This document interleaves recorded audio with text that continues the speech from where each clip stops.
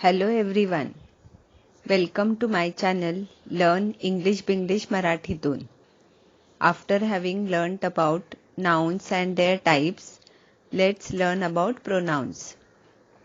आपण नाम आणि त्यांचे प्रकार पाहिले. आता आपण सर्वनाम शिकूया. Pronouns are used in place of nouns. सर्वनामे ही नामांऐवजी वापरली जातात. The purpose of pronouns is to avoid repetition and make sentences easier to understand. वाक्यातील शब्दांचा सततपणा टाळण्यासाठी आणि अर्थ समजण्यात सोपेपणा आणण्यासाठी सर्वनामांचा वापर केला जातो. We may say Hari is absent because Hari is ill. But it is better to avoid the repetition of noun Hari and say Hari is absent because he is ill. आपण असं म्हणू शकतो हरी गैरहजर आहे कारण हरी आजारी आहे. पण हरी ह्या नामाची पुनरावृत्ती टाळून आपण म्हणतो हरी गैरहजर आहे कारण तो आजारी आहे. सो हरीच्या ऐवजी आपण तो हा शब्द वापरला. A pronoun takes the place of a noun, so pronoun means for a noun. सर्वनाम नामाची जागा घेतं म्हणून सर्वनाम म्हणजे नामासाठी. There are 7 types of pronouns. सर्वनामांचे 7 प्रकार आहेत. The personal pronoun म्हणजे वैयक्तिक सर्वनाम. The demonstrative pronoun निदर्शक सर्वनाम. The interrogative pronoun प्रश्नार्थक सर्वनाम. The relative pronoun म्हणजे संबंध दर्शवणारी सर्वनाम. The indefinite pronoun म्हणजे अनिश्चित सर्वनाम. The reflexive pronoun म्हणजे परावर्ती सर्वनाम. And the intensive pronoun म्हणजे तीव्रतादर्शक सर्वनाम. We will learn about personal pronouns in this video and others through separate videos. आपण ह्या व्हिडिओमध्ये पर्सनल प्रोनाउन्स शिकणार आहोत आणि इतर प्रकार नंतर वेगळ्या व्हिडिओमधून शिकूया. Personal pronouns refer to a specific person or thing. Personal प्रोनाउन्सचा विशिष्ट व्यक्ती किंवा गोष्टीसाठी वापर केला जातो. The different forms of personal pronouns are subjective personal pronouns, objective personal pronouns and possessive personal pronouns. Personal प्रोनाउन्सची पुन्हा 3 वेगवेगळी रूपं आहेत. पहिला आहे सब्जेक्टिव्ह म्हणजे व्यक्तिनिष्ठ, ऑब्जेक्टिव्ह म्हणजे वस्तुनिष्ठ आणि पजेसिव्ह म्हणजे मालकी दर्शवणारी सर्वनामे. Let's learn more about these in detail. आता आपण त्यांच्याबद्दल अधिक शिकू. 1. Subjective personal pronouns. Subjective personal pronouns are pronouns that act as the subject of a sentence. Subject pronouns वाक्यातील कर्त्याचं काम करतात. Listen to the following sentences. खालील वाक्य पहा. I go to school. मी शाळेत जातो किंवा जाते. We gave her food. आम्ही तिला अन्न दिलं. You are a boy. तू मुलगा आहेस. You are students. तुम्ही विद्यार्थी आहात. He works here. तो इथे काम करतो. She is pretty. ती सुंदर आहे. They are Koreans. ते कोरियन आहेत. So I, we, you, he, she, it, they are called subjective personal pronouns because they stand for the 3 persons. म्हणजे I म्हणजे मी, we आम्ही, you तू, पुन्हा यू you म्हणजे तुम्ही सुद्धा, ही ही तो, शी ती, it म्हणजे ते, they म्हणजे ते. हे सब्जेक्टिव्ह पर्सनल प्रोनाउन्स आहेत कारण ते व्याकरणातले 3 पुरुष दर्शवतात. Person speaking that is first person म्हणजे बोलणारी व्यक्ती म्हणजे प्रथम पुरुष. सिंग्युलर एकवचनी असेल तर I आणि प्लुरल अनेकवचन we मी आणि आम्ही. Person spoken to that is second person ज्या व्यक्तीबरोबर बोलतो म्हणजे द्वितीय पुरुष. त्याचं सिंग्युलर एकवचन you आणि प्लुरल म्हणजे अनेकवचन सुद्धा you होतं. And person spoken of that is third person, ज्या व्यक्तीबद्दल बोलतो म्हणजे तृतीय पुरुष. सिंग्युलर ही, शी, इट म्हणजे तो, ती, ते, आणि plural they, THEY they. The word it refers to objects, things, animals or ideas and not normally people. वस्तू, एखादी गोष्ट, प्राणी किंवा कल्पना यासाठी इटचा वापर होतो. सामान्यतः लोकांसाठी आपण इट वापरत नाही. जसं the dog is big, it is also हेरी. तर इथे इटचा वापर डॉग साठी केलाय. तो मोठा कुत्रा आहे, तो केसाळ सुद्धा आहे. My bed is small but it is comfortable. It is equal to my bed. So माझा बिछाना लहान आहे पण तो आरामदायक आहे. सो पुन्हा सेकंड वाक्यामध्ये इट वापरला म्हणजे आपण बिछाण्याबद्दल बोलतोय. सो इट म्हणजे बिछाना. Sometimes when we don't know the sex of a baby, that is, we don't know if it is a boy or a girl, then we can use it. म्हणजे जेव्हा आपल्याला लहान बाळाचं लिंग म्हणजे तो मुलगा आहे का मुलगी आहे हे माहित नसतं, तेव्हा आपण इटचा वापर करायचा. Their baby is very small, it only weighs 2 kilos. आता इथे इट हे बाळासाठी वापरलंय. त्यांचं बाळ खूपच छोटं आहे, ते फक्त 2 किलोचं आहे. We use it when we talk about the time, weather or temperature. आपण इटचा वापर वेळ, हवामान किंवा तापमानासाठी सुद्धा वापरतो. जसं इट इज 5 o'clock म्हणजे द टाइम इज 5 o'clock, 5 वाजले आहेत. It is cold today, that is the weather is cold today म्हणजे आज थंडी आहे. It is 30 degrees outside right now, which means the temperature is 30 degrees outside right now. So बाहेरील तापमान आता 30 degree Celsius आहे. Now second, objective personal pronouns. Objective personal pronouns are pronouns that act as the object of a sentence. Objective personal pronouns कर्माचं काम करतात. Subjects are what the sentence is about. Objects are what is affected by the action of the subject. म्हणजे कर्ता हा वाक्याचा गाभा असतो आणि कर्त्याच्या कृतीमुळे जे घडतं ते कर्म. Object pronouns are used instead of nouns, usually because we already know what the object is. जेव्हा आपल्याला कर्माबद्दल अधिक माहित असतं, आधीच माहित असतं, तेव्हा आपण नामाऐवजी ऑब्जेक्ट प्रोनाउन्सचा वापर करतो. It makes the sentence easier to read and understand and avoid repetition. त्यामुळे वाक्य वाचायला समजायला सोपं होतं आणि पुनरावृत्ती टळते. We normally use object pronouns after a verb or a preposition. आपण सामान्यतः ऑब्जेक्ट प्रोनाउन्सचा वापर क्रियापद किंवा शब्दयोगी अव्ययानंतर करतो. Listen to the following sentences. पुढील वाक्य ऐका. She gave it to me. तिने ते मला दिलं. I gave it to him. मी ते त्याला दिलं. He gave it to you. त्याने ते तुला दिलं किंवा तुम्हाला दिलं. You gave it to them. तू ते त्यांना दिलं किंवा तुम्ही ते त्यांना दिलं. They gave it to us. त्यांनी ते आम्हाला दिलं. We gave it to her. आम्ही ते तिला दिलं. She finally got it back. शेवटी ते तिला परत मिळालं. Me, us, you, him, her, them are called objective personal pronouns. Me, me म्हणजे मला. us, us म्हणजे आम्हाला. you म्हणजे तुला किंवा तुम्हाला. तुम्हाला म्हणजे एकापेक्षा जास्त लोक असतील तेव्हा तुम्हाला, तसा तुम्हाला. हिम, him म्हणजे त्याला. her, हर म्हणजे तिला. them म्हणजे त्यांना. हे ऑब्जेक्टिव्ह प्रोनाउन्स आहेत.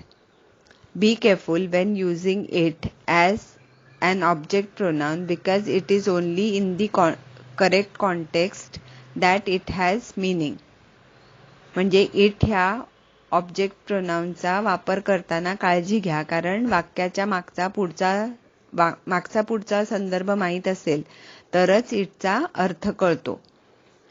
it needs to have already been mentioned or obvious to the listener what you are referring to. म्हणजे ज्याबद्दल तुम्ही बोलत आहात त्याचा उल्लेख आधीच केला असला पाहिजे किंवा ऐकणाऱ्याला तुम्ही कशाबद्दल बोलताय हे माहीत असलं पाहिजे. कंपेअर म्हणजे पुढील वाक्यांची तुलना करून बघा. You are sitting on it. The listener probably doesn't know what the speaker refers to. तुम्ही त्यावर बसलायत. म्हणजे ऐकणाऱ्याला बहुधा तुम्ही कशाबद्दल बोलताय ते माहीत नसावं.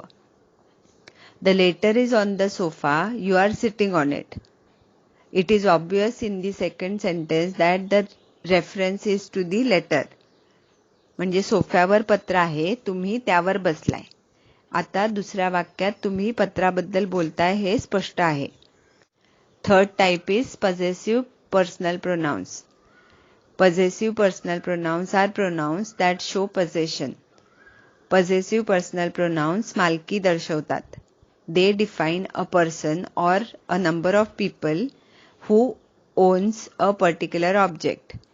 ते एखादी वस्तू किंवा गोष्ट कुणाची म्हणजे एका व्यक्तीची का अनेक व्यक्तींची ते दर्शवतात. Possessive pronouns are used to avoid repeating information that is already clear. म्हणजे ज्याची आधीच माहिती आहे त्याची पुनरावृत्ती टाळण्यासाठी possessive pronouns चा वापर केला जातो. Let's see some examples. I didn't have my umbrella, so Martha lent me hers. So काय म्हणायचंय? I didn't have my umbrella, so Martha lent me her umbrella. So माझ्याकडे छत्री नव्हती म्हणून मार्थाने मला तिची उसनी दिली. तर तिची छत्री उसनी दिली न म्हणता आपण छत्रीचा वापर न करता नुसती हर्स वापरला म्हणजे तिची हा शब्द वापरला. Her car is faster than mine. म्हणजे ऍक्च्युली काय म्हणायचंय? Her car is faster than my car. तिची कार माझ्यापेक्षा वेगवान आहे म्हणजेच माझ्या कारपेक्षा वेगवान आहे. That food is ours and not theirs. म्हणजे that food is our food and not their food. म्हणजे ते अन्न आपलं आहे त्यांचं नाही. तर फूड पुन्हा रिपीट न करता आपण ours आणि ours आणि theirs OURS ours आणि THEIRS theirs. He borrowed my pen as he didn't have his. म्हणजे ऍक्च्युली काय म्हणायचं होतं? He borrowed my pen as he didn't have his pen.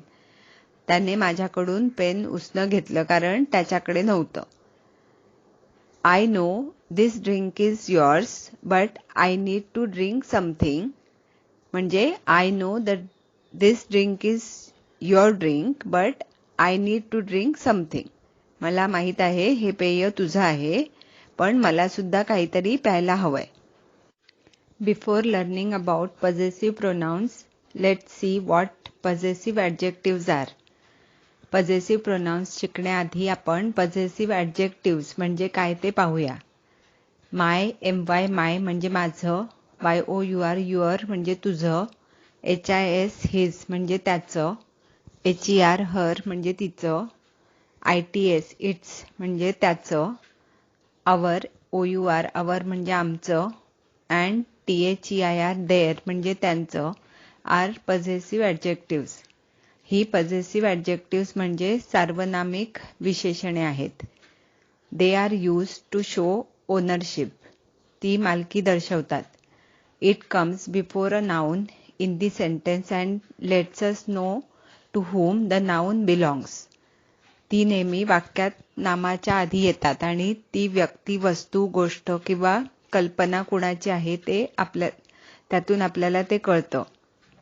In our possessive nouns video, we have seen usually by adding an apostrophe and s to a noun, we form possessive noun to show ownership.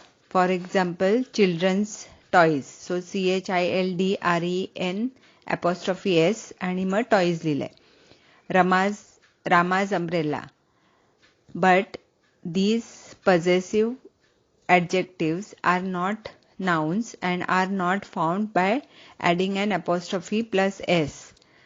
आपल्या possessive nouns च्या व्हिडिओमध्ये आपण पाहिलं की नामाला apostrophe आणि S लावून नामांचं स्वरूप बदलून आपण मालकी दर्शवतो.